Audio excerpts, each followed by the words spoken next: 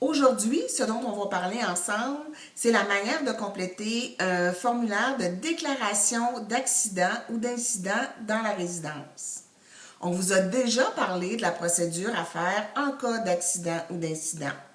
Ce qu'on voit aujourd'hui, c'est vraiment compléter le formulaire qui doit suivre la procédure. Ce qui est important de comprendre, c'est que lorsque vous complétez, la personne qui complète le rapport d'accident-incident, c'est la personne qui constate qu'il y a eu un accident ou un incident.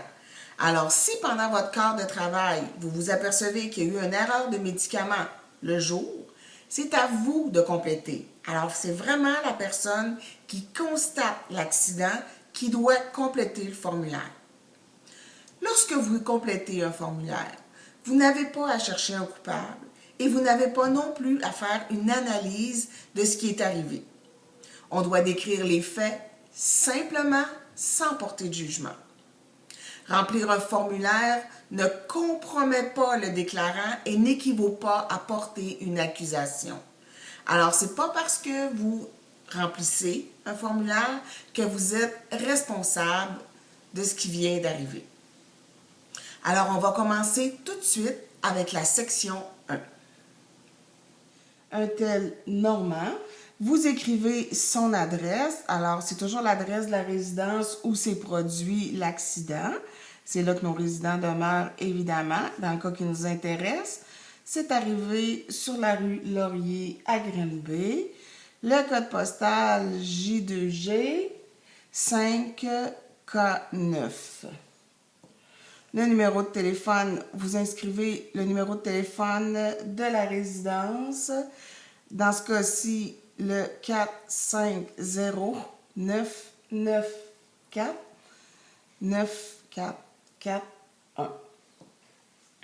Le numéro d'assurance maladie du résident que vous pouvez trouver dans sa fiche d'identification. Alors, j'ai inscrit des chiffres au hasard.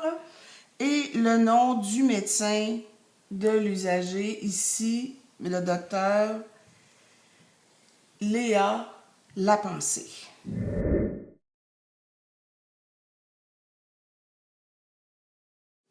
Alors, pour la section 2, tout en haut, on vous demande d'identifier le nom d'établissement. Alors ici, dans le cas qui nous intéresse, il s'agit du pavillon Louis G. Chouanière.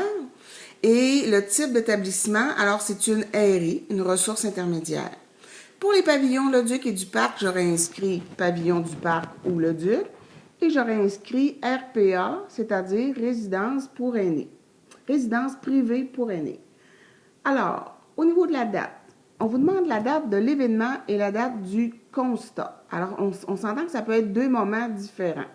Alors ici, les moments se suivent parce que je sais exactement quand mon résident a reçu son insuline. Alors, mon résident a reçu son insuline le 2 février 2015 à 7h30 et c'est un moment qui est réel. J'aurais pu écrire estimé ou indéterminé. Si je trouve un résident au sol et qui me dit que ça fait environ 30 minutes qu'il est par terre, alors j'aurais reculé de 30 minutes et j'aurais écrit estimé. Si je m'aperçois qu'il reste je sais pas, il y a un médicament qui a été donné en trop, mais on ne sait pas exactement quand, on ne sait vraiment pas, on n'est pas capable d'identifier le moment, alors là, on va écrire indéterminé. Le constat, alors là, je me suis aperçue de l'accident, quand j'ai inscrit mon médicament. Alors, il s'agit du 2 février 2015 à 7h34. Le lieu où s'est produit l'événement, alors c'était dans la salle à manger, c'est là qu'on donne l'insuline pour l'aérer. Information sur l'usager. Alors pour ces quelques lignes-là, si vous ne connaissez pas les informations, ne cochez rien, les coordinatrices vont s'en charger pour vous. Si vous les connaissez très bien, vous pouvez toujours les cocher. Alors, information sur l'usager, on dit que c'est une curatelle. Dans ce cas-ci, il n'y a pas de curatelle. OK? Alors, la personne gère ses choses elle-même. C'est un client qui a une déficience cognitive. Alors, on parle ici d'un début d'Alzheimer. La situation préalable. Alors, comment était mon usager avant que survienne l'accident? Alors, je dis normal. Et aussi, ses capacités de déplacement. Alors, je dis total. C'est un usager qui se déplace seul. Et la surveillance requise. Alors, usuel, c'est pas un usager qui requiert une surveillance spéciale.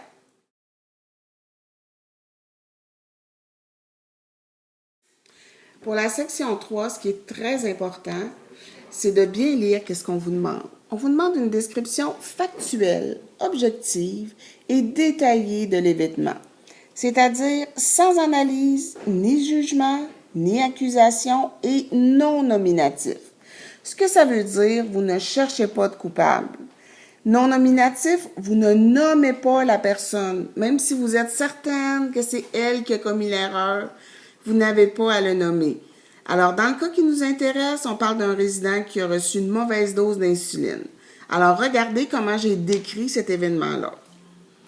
Lors de l'inscription de la médication, j'ai constaté que monsieur a reçu 4 unités d'insuline alors qu'il aurait dû recevoir 3 unités puisque sa glycémie était à 17,8. Alors, c'est seulement un fait. J'ai pas besoin de dire si c'est moi qui lui a donné ou si c'est une autre préposée. Je me contente des faits.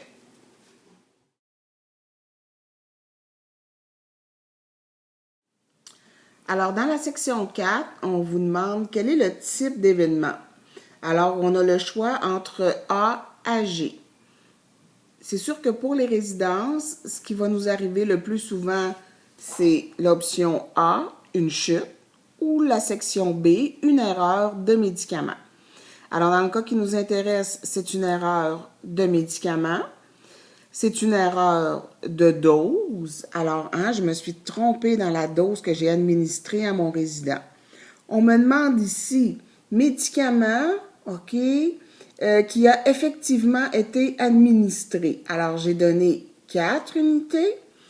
Et ici, on vous demande le médicament qui aurait dû être administré. Alors, j'aurais dû donner 3 unités. Les autres types d'événements qui peuvent survenir, alors on comprend que ce formulaire est fait pour tous les établissements, les hôpitaux inclus. Alors, en C, on vous parle de tests de diagnostic, ce qui ne peut pas vraiment nous arriver à nous. D non plus. Alors, vraiment, là, on se concentre sur A et sur B. Et après, on s'en va à la section 5. À la section 5, on vous demande est-ce qu'il y a eu des conséquences immédiates observées pour la personne touchée. Alors, dans ce cas-ci, j'ai donné une unité de trop d'insuline. Alors, il n'y a pas eu de conséquences pour monsieur. À la section 6, on vous demande qu'est-ce que vous avez fait? Quelles sont les mesures que vous avez prises et les personnes que vous avez prévenues dès que vous vous êtes aperçu de l'accident? Alors, dans ce cas-ci, qu'est-ce que j'ai fait? J'ai avisé la coordonnatrice dès que j'ai constaté l'erreur. J'ai servi à déjeuner à mon résident et j'ai fait une prise de glycémie 1 heure après le déjeuner, tel que me l'a demandé ma coordonnatrice, et le résultat était de 5,5. Alors ici, on vous demande le nom des personnes avisées. Alors moi, j'ai appelé Mélissa Lacerte, qui était ma coordonnatrice. Je l'ai fait tout de suite à 7h40. Elle m'a demandé d'appeler l'infirmière du CLSC pour l'aviser de l'accident. Alors, j'ai appelé Stéphanie Hull, qui était l'infirmière du CLSC, à 7h45. Et on a convenu que c'est moi qui aviserais la famille. Alors, j'ai appelé la fille du résident, Madame Untel, pour l'aviser de l'erreur qui avait été commise. Je vais décider avec la coordonnatrice qui de nous deux appellera la famille, OK? Alors, je suis les indications que la coordonnatrice va me donner. Ici, j'inscris mon nom. Dans ce cas-ci, on m'a baptisé Gabrielle Hamel, préposée aux bénéficiaires. Je signe et j'inscris la date.